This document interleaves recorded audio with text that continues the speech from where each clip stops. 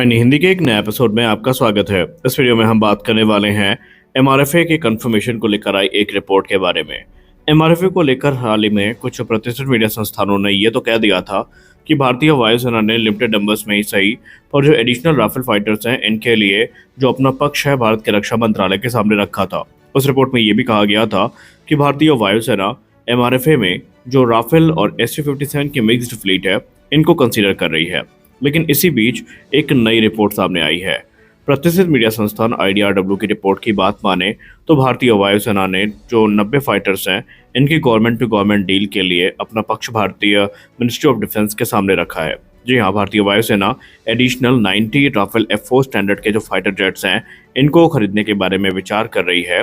और इसके पीछे का कारण ये है कि भारतीय वायुसेना एक बात अच्छे से समझती है कि घटते स्क्वाड्रन की क्षमता दिन पर दिन उन्हें प्रभावित कर रही है और नंबर्स लगातार अविश्वसनीय रूप से कम होते जा रहे हैं। और ऐसे में इस फास्ट ट्रैक एक्विजिशन की जो अर्जेंसी है इसको देखते हुए यह निर्णय लिया जा सकता है। हालांकि इस पॉइंट ऑफ टाइम पर हम ये बिल्कुल नहीं कह सकते कि भारत के सरकार की तरफ से इसको मंजूरी मिलेगी या नहीं मिलेगी। इनिशियल प्लान था एमआरएफए के अंतर्गत 114 फाइटर्स को खरीदना, लेकिन रिपोर्ट इंगित करती है कि एडिशनल 90 जो जेट्स की गवर्नमेंट टू गवर्नमेंट डील है इसको लेकर इस समय भारत आगे बढ़ रहा है।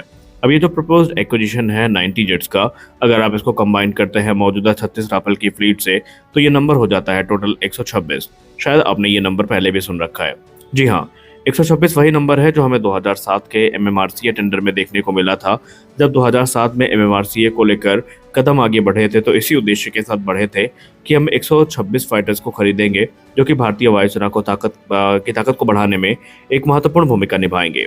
और उस दौरान जो मेन कंपटीशन था वो डसॉल्ट एविएशन और यूरोफाइटर कंसोर्टियम के बीच में था, जहां पर राफेल ने बाजी मार ली थी। हालांकि वो प्रोग्राम बाद में स्क्रैप कर दिया गया और इमरजेंसी प्रोक्योरमेंट के अंतर्गत हमने 36 राफेल खरीद लिए। अब डसॉल्ट एविएशन की बात करें तो इस समय जो करंट सिचुएशन है उसको देखें तो इनका पक्ष सबसे मजबूत है। एक तरफ जहां डसॉल्ट एविएशन भारत में already Tata advance system limited के साथ मिल करके जो राफेल का फ्यूजलाज है उसका प्रोडक्शन कर रहा है, उसको आउटसोर्स कर रहा है, तो वहीं लोकल मैन्युफैक्चरिंग और असेंबली के लिए डसॉल्ट रिलायंस एरोस्पेस लिमिटेड यानी DRAL ऑलरेडी तत्पर है। इसके अलावा अगर आप और देखें तो सैफरान भारत में अपनी जो इंजन MRO फैसिलिटी है इसको लेकर कमिटेड है और जो फैसिलिटी है वो अब ऑपरेशनल भी है, जिसका सीधा मतलब ये है कि डील के लिए जो जो जरूरी एस्पेक्ट होने चाहिए थे वो सब भारत में अब मौजूद हैं और अब भारत जैसे भी चाहे इस प्रोग्राम को आगे बढ़ा सकता है। और मेक इन इंडिया इनिशिएटिव ही इसमें मेन ऑब्जेक्टिव के तौर पर देखा भी जा रहा है।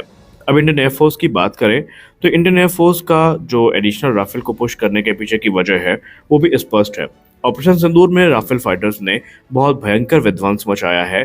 खासकर राफेल की जो स्कैल्प मिसाइल थी इसने पाकिस्तान को घुटने टेकने पर एक तरीके से आप कह सकते हैं कि ब्रह्मोस के साथ मिलकर मजबूर कर दिया। राफेल जो कि 4.5 जनरेशन का एयरक्राफ्ट है, ये अपने long range precision strike capability, air to air combat capability और ISR मिशन के लिए जाना जाता है। और यही कारण है कि भारतीय वायुसेना इस समय इन पर बहुत ज़्यादा भरोसा दिखा रही है। इंडियन एयरफोर्स की दूसरी सबसे बड़ी समस्या है घटते स्क्वाड्रन की क्षमता। हमारे पास चीन और पाकिस्तान के सिनेरियो को देखते हुए कम से कम 42 एक्टिव स्क्वाड्रन तो होनी चाहिए, लेकिन ये नंबर अब 31 पर आकर रुक गया है, बल्कि रुका भी नहीं है। ये नंबर आने वाले भविष्य में इस बात का डर है कि अपने निम्नतम स्तर यानी 29 तक पहुंच सकता है, यानी 31 से 29 का सफ़र जो है वो तय किया जा सकता है। और अगर ऐसा हुआ तो फिर ये चीज़ें भारत के लिए बहुत ज़्यादा बुरी हो जाएंगी। ऑलरेडी सितंबर 2025 में यानी कि अगले ही महीने हम MiG-21 को बाहर करने वाले हैं, तो हमारा जो एक नाइटमेयर था वो सच होने के करीब में पहुंच गया है। और इसीलिए अब आनन फानन में जो गवर्नमेंट टू गवर्नमेंट डील है इसको लेकर विचार किया जा रहा है। और रिपोर्ट्स तो यहाँ पर विचार तक भी सीमित नहीं है। रिपोर्ट ने तो स्पष्ट शब्दों में कह दिया है कि भारत ने एक कंडीशन ही रख दी है पूरी, या भारत की वायुसेना ने रक्षा मंत्रालय के सामने कि मंजूरी तो आपको देनी पड़ेगी। इससे पहले जो बड़ा प्रपोजल प्रोक्योरमेंट हुआ था वो 2016 में हुआ था, जब हमने 36 राफेल फाइटर्स को 59,000 करोड़ रुपए की लागत में खरीदा था। और इस समय इन्हें अंबाला और हाशीमारा एयरबेस में स्टेशन किया गया है और ये high altitude operation cross border strike में अपनी भूमिका निभा चुके हैं और बाकायदा इन्होंने खुद को कॉम्बैट प्रूवन भी अलग अलग मौक़ों पर साबित किया है। भले ही हमारे पास ये एडवांस फाइटर हो, लेकिन जब नंबर्स की आती है तो फ्लीट साइज इनसफिशिएंट है पूरी तरीके से, क्योंकि यहाँ पर अगर मैसिव वेव्स में अटैक होता है तो इनको रोकने के लिए भारत को फिर पूरी तरीके से Sukhoi 30 MKI पे ही डिपेंडेंट होना पड़ेगा, क्योंकि वो बड़े नंबर में हमारे पास हैं। और ऐसे में इसी समस्या को दूर करने के लिए भारत इस समय एडिशनल राफेल की तरफ जा रहा है, ऐसा प्रतीत होता है। लेकिन अगर आप देखें तो पाकिस्तान भी इसमें पीछे नहीं है। पाकिस्तान को JF-17 के लेटेस्ट वेरिएंट मिल रहे हैं, एडिशनल J-10 की बात चल रही है और सबसे खास बात तो यह है कि चाइना पाकिस्तान को आज नहीं तो कल J-35 तो दे ही देगा और उसको काउंटर करने के लिए हमें एडवांस फाइटर की ज़रूरत होने वाली है। लेकिन एक चीज़ आपको बता दें कि भारतीय वायुसेना ने जो government to government deal recommend करी है, इसमें एक बेनिफिट भी है।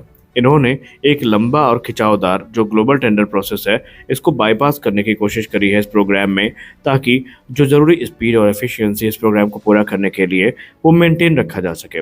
संसद ने ये भी बताया कि भारतीय वायुसेना पूरी तरीके से प्रिपेयर है 90 फाइटर जेट्स की खरीद करने के लिए फ्रांस से, और इनकी असेंबली भारत में ही होगी और इसमें जो इंडक्शन टाइमलाइन है वो हमें रिड्यूस होती नजर आएगी। ये अप्रोच जो एग्जिस्टिंग इंफ्रास्ट्रक्चर है अंबाला और हाजिमारा में, उसको भी लेवरेज करेगा।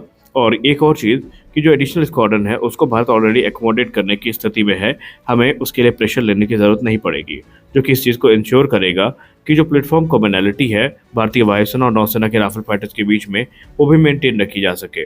अगर ऐसा होता है तो एक ही साल में हमें भारत के लिए 2 बड़ी राफेल डील देखने को मिल सकती है। हमने हाल ही में तकरीबन 63,000 करोड़ रुपए की लागत में जो 26 राफेल एम फाइटर जेट्स है, इनको खरीदा है अप्रैल 2025 में, और अब हम एडिशनल 90 फाइटर्स की तरफ जा रहे हैं।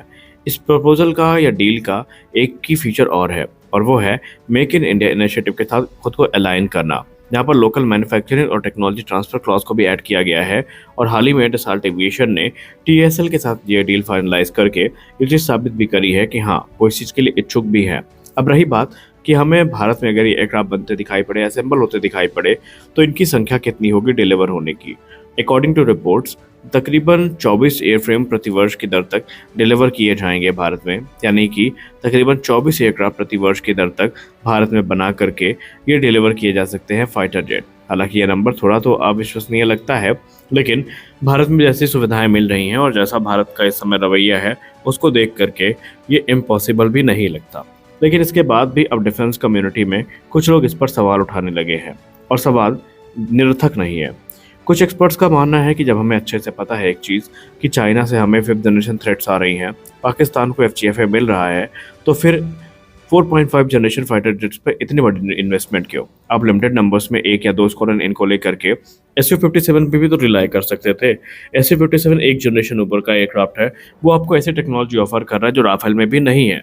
तो सवाल तो वाजिब है, अब देखना यह है कि सरकार इस पर क्या सोचती है, क्योंकि जब सरकार का निर्णय ही अंतिम निर्णय होगा और उन्हीं को डिसाइड करना है कि कौन सा फाइटर एयरक्राफ्ट भारतीय वायुसेना में उड़ेगा। तो इस वीडियो में बस इतना ही। आप बताएं, क्या राफेल खरीदना सही डिसीजन था या Su-57? तो कमेंट सेक्शन में बताइए। तो मिलते हैं अगले वीडियो में, तब तक के लिए जय हिंद।